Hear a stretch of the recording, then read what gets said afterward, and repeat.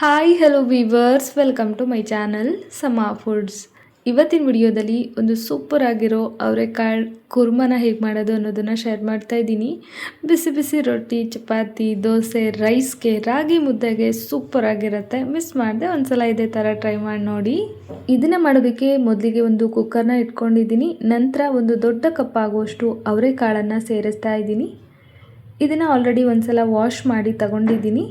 ನಂತರ ಅವರೆಕಾಳು ಬೇಯೋದಕ್ಕೆ ಬೇಕಾದಷ್ಟು ನೀರು, ಒಂದು ಸ್ವಲ್ಪ ಕಲ್ಲು ಉಪ್ಪನ್ನು ಸೇರಿಸಿ ಕುಕ್ಕರ್ ಲಿಡ್ನ ಕ್ಲೋಸ್ ಮಾಡಿ 2 ವಿಜಿಲ್ ತಗೊಂಡ್ರೆ ಸಾಕು.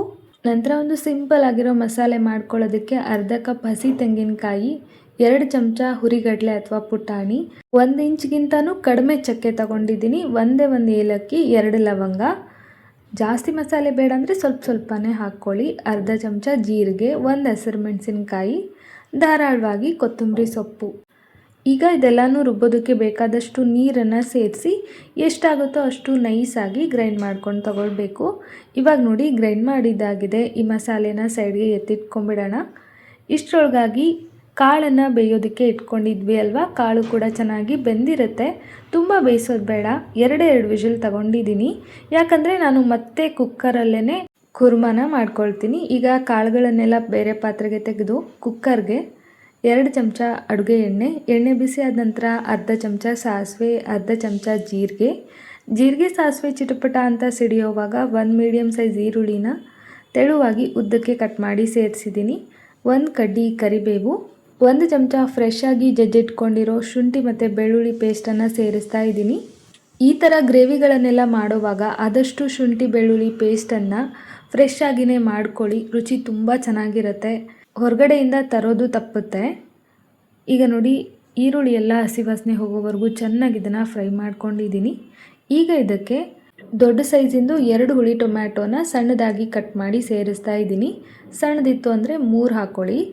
ನಂತರ 1/4 ಚಮಚ ಆಗುವಷ್ಟು ಅರಿಶಿನದ ಪುಡಿ, 3/4 ಚಮಚ ಆಗುವಷ್ಟು ಅಚ್ಕಾರದ ಪುಡಿ, ಅರ್ಧ ಚಮಚ ಧನಿಯಾ ಪುಡಿ, ಜೊತೆಗೆ ರುಚಿಗೆ ತಕ್ಕಷ್ಟು ಉಪ್ಪನ್ನು ಟೊಮ್ಯಾಟೊ ಹಾಕಿದ ತಕ್ಷಣವೇ ಹಾಕಿಬಿಟ್ರೆ ಟೊಮ್ಯಾಟೊ ಬೇಗ ಸಾಫ್ಟಾಗಿ ಬೆಂದ್ಬಿಡುತ್ತೆ. ಈಗ ಮಸಾಲೆಗಳ ಜೊತೆಗೆ ಟೊಮ್ಯಾಟೊ ಕೂಡ ಸಾಫ್ಟ್ ಆಗೋವರೆಗೂ ಚೆನ್ನಾಗಿ ಇದನ್ನು ಬಾಡಿಸ್ಕೊಳ್ಬೇಕು. ಮಸಾಲೆ ಜೊತೆಗೆ ಈರುಳ್ಳಿ ಟೊಮ್ಯಾಟೊ ಎಲ್ಲನೂ ಒಟ್ಟಿಗೆ ಸೇರಿಸಿ ಗ್ರೈಂಡ್ ಮಾಡಿ ಮಾಡೋ ಗ್ರೇವಿಗಿಂತ ಈ ಥರ ಹಾಗೇ ಮಾಡ್ಕೊಳ್ಳಿ, ತುಂಬ ಚೆನ್ನಾಗಿರುತ್ತೆ. ಟೊಮ್ಯಾಟೊ ಎಲ್ಲ ಸಾಫ್ಟ್ ಆದ ನಂತರ ಗ್ರೈಂಡ್ ಮಾಡಿ ಇಟ್ಕೊಂಡಿರೋ ಮಸಾಲೆ ಪೇಸ್ಟನ್ನು ಸೇರಿಸಿ ಚೆನ್ನಾಗಿ ಇದನ್ನು ಸ್ವಲ್ಪ ಹೊತ್ತು ಹಸಿ ವಾಸನೆ ಎಲ್ಲ ಹೋಗೋವರೆಗೂ ಫ್ರೈ ಮಾಡ್ಕೊಳ್ಬೇಕು. ಫ್ರೆಂಡ್ಸ್, ನೀವೇನಾದರೂ ನಮ್ಮ ಚಾನಲ್ನ ಫಸ್ಟ್ ಟೈಮ್ ವಿಸಿಟ್ ಮಾಡ್ತಾ ಇದ್ದರೆ ಪ್ಲೀಸ್ ನಮ್ಮ ಚಾನಲ್ನ ಸಬ್ಸ್ಕ್ರೈಬ್ ಮಾಡ್ಕೊಳ್ಳಿ, ಸಪೋರ್ಟ್ ಮಾಡಿ. ಹಾಗೆ ವಿಡಿಯೋ ಇಷ್ಟ ಆದರೆ ಒಂದು ಲೈಕ್ ಸಹ ಮಾಡಿ. ಈಗ ನೋಡಿ ಸ್ವಲ್ಪ ಹೊತ್ತು ಮಸಾಲೆನೆಲ್ಲ ಬಾಡಿಸ್ಕೊಂಡಿದ್ದಾದ ನಂತರ ಬೇಯಿಸಿಟ್ಕೊಂಡಿರೋ ಅವರೆಕಾಳನ್ನು ಸೇರಿಸಿ ಅವರೆಕಾಳು ಕೂಡ ಮಸಾಲೆ ಜೊತೆಗೆ ಸ್ವಲ್ಪ ಹೊಂದ್ಕೊಳ್ಳೋ ಥರ ಸ್ವಲ್ಪ ಹೊತ್ತು ಮಿಕ್ಸ್ ಮಾಡ್ತಾ ಬೇಯಿಸ್ಕೋಬೇಕು.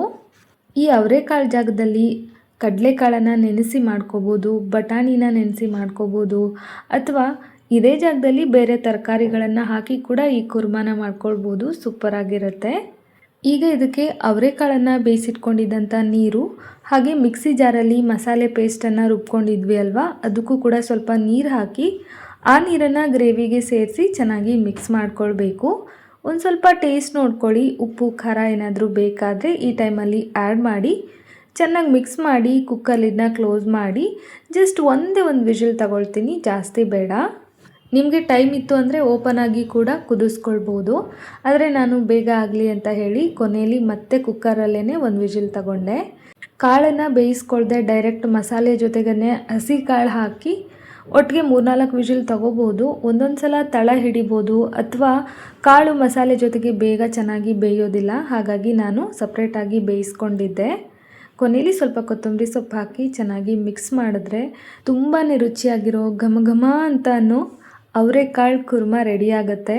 ಬಿಸಿ ಬಿಸಿ ದೋಸೆ ಅಥವಾ ಚಪಾತಿ ಜೊತೆಗೆ ನೀವು ಇದನ್ನು ಒಂದು ಸಲನಾದರೂ ಟ್ರೈ ಮಾಡಲೇಬೇಕು. ಸೂಪರಾಗಿರುತ್ತೆ. ಖಂಡಿತವಾಗ್ಲೂ ಎಲ್ಲರಿಗೂ ಇಷ್ಟ ಆಗುತ್ತೆ.